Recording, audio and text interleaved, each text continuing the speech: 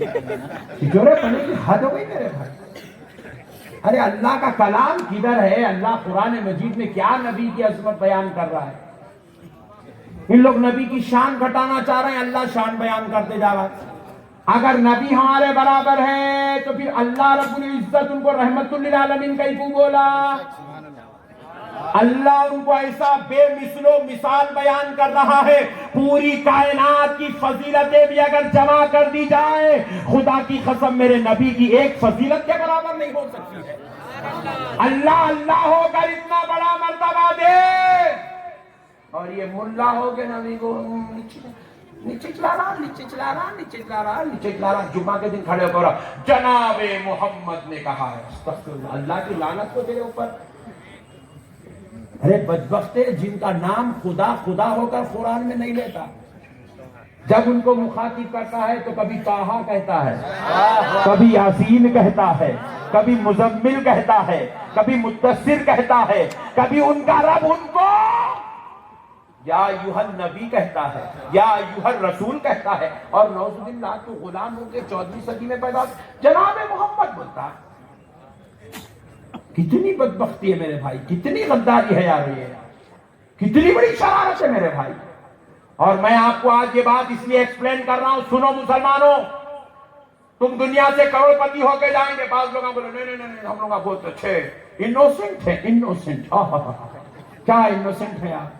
بولے نہیں ہم جلسوں میں آگے روڈوں پہ نہیں بیٹھتے، ہم نہیں ہو سکتا، ہم انوسنٹ ہیں، ہم شریف لوگ ہیں. میرے پیارے بزرگ اور دوستو، یاد رکھو تمہاری دولت تمہیں جنت میں نہیں لے جائے گی، تمہاری خبر میں تمہارا پیسہ نہیں آئے گا، خبر کی تختی کے اوپر تمہاری ڈگری نہیں لکھی جائیں گی، MA LLB BSc B.Pharmacy. خبر کی تختی پہ کچھ چلنے والا نہیں ہے. خبر میں جاؤ گے تو ڈگریاں نہیں، عقیدہ لے کر جانا ہے. اسی لیے عقیدہ درست ہونا ضروری ہے. نبی پاک صلی اللہ علیہ وسلم کے لیے عقیدہ درست کر لو مسلمان. نبی کی عظمت کو گھٹاؤ مت. بس یہ 1400 سال سے یہی کر رہے ہیں.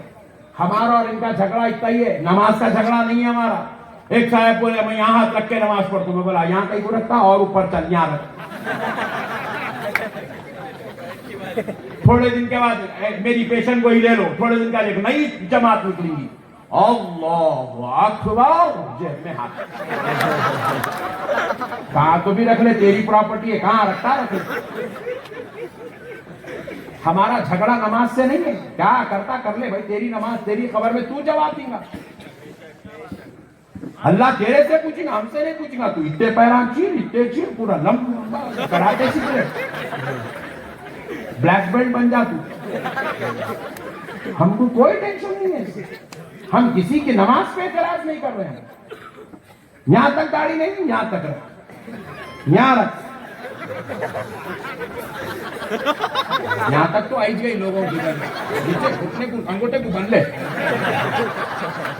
ہمارا کو کوئی ٹینشن نہیں بھائی، کہاں تک تیری پراپرٹی ہے، ہمارا کیا. تو داڑھی چھوڑا تو اللہ ہماری خبر میں اتنی بڑی انہیں کہیں کو چھوڑا تھا، کیا تو بھی کرنا، تیری مرضی ہے.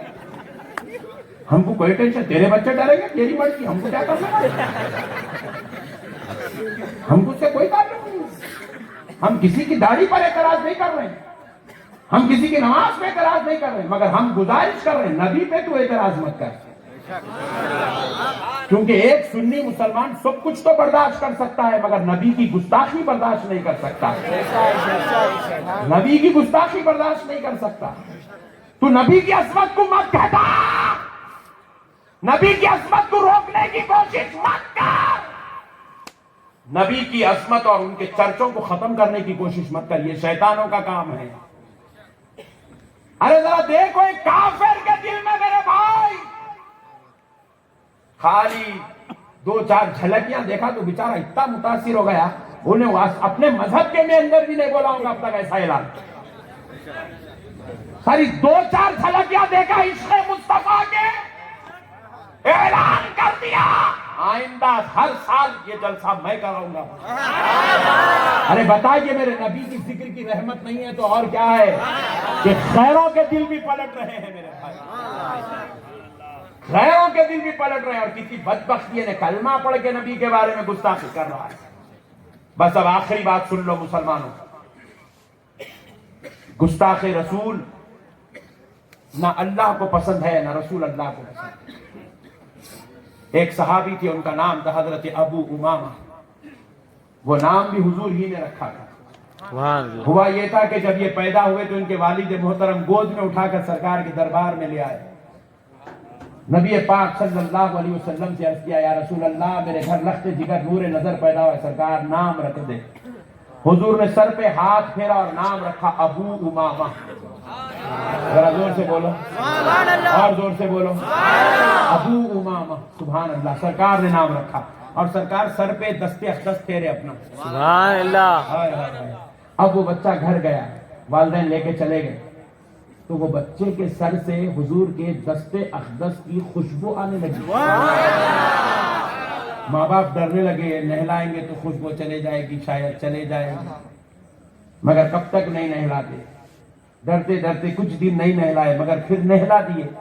مگر وہ میرے آقا کی رحمت ہے، وہ میرے آقا کے دست اقدس کا معجزہ ہے کہ وہ ماں باپ جو چاہتے تھے اللہ نے خوشبو کو ویسے ہی کر دیا.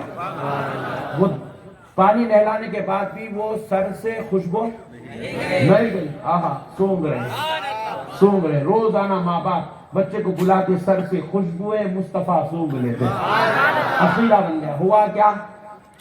اب ماں باپ سوچے کہ شاید بال کاٹے تو وہ بالوں کے ساتھ خوشبو چلے جائے گی، کاٹی چنے رہے. اللہ اللہ. اب تبرک بن گیا. سرکار کے دستے اقدس رکھ دیا. ماں باپ بال بڑھاتے چلے گئے. بچہ بھی بڑا ہوتے گیا. یہاں تک کہ 14 سال کا ہو گیا. خوشبو آ رہی. 14 سال ہو گئے، سر سے خوشبو نہیں گئی. میں بول رہا ہوں میں نبی کی طرح ہوں، مولوی بول میں نبی کی طرح ہوں. ہاتھ میں تو سونگ لے بو.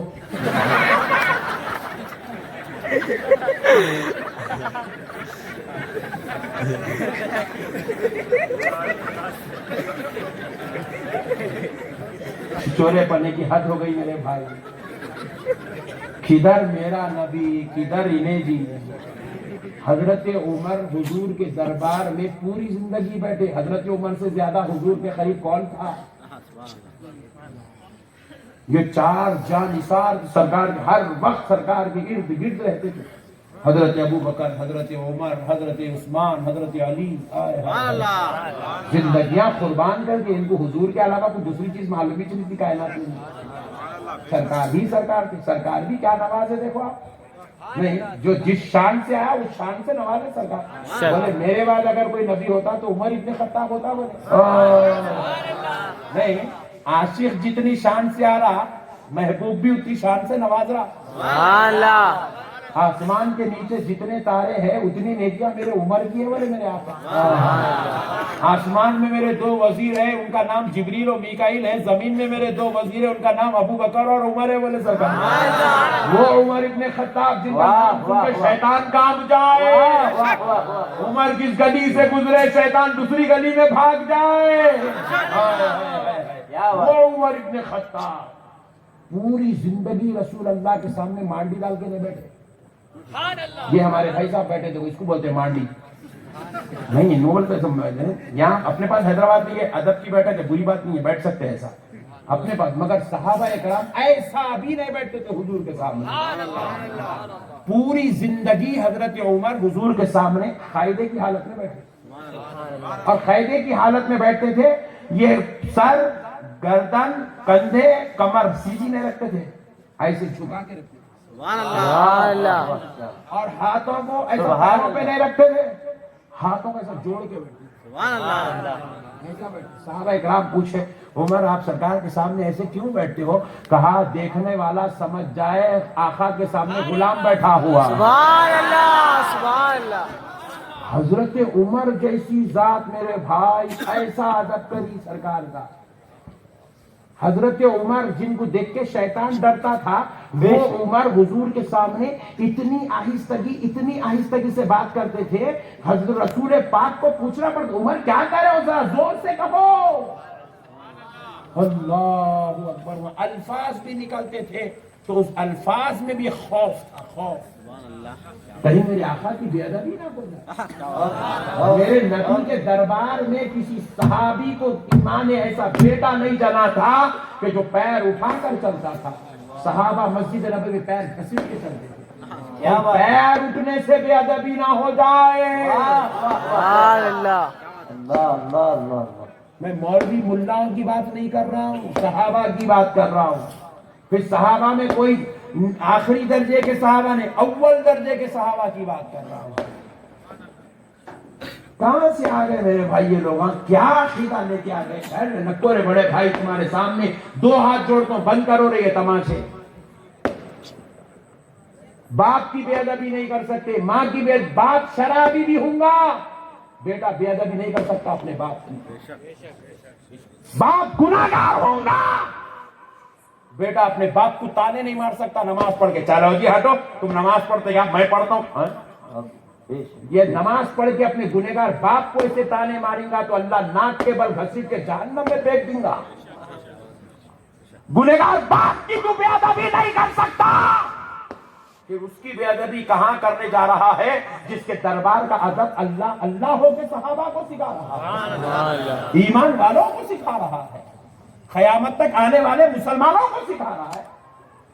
بدبخت ہے تو اس نبی کی بے ادبی کرنے جا رہا ہے. استغفر اللہ، جن کے بارے میں حضرت صالح علیہ السلام نے کہا تھا کاش کہ اللہ مجھے پیغمبر بنانے کے بجائے محمد کے گھوڑے کی نال بنا کے پیدا کر دیا ہوتا.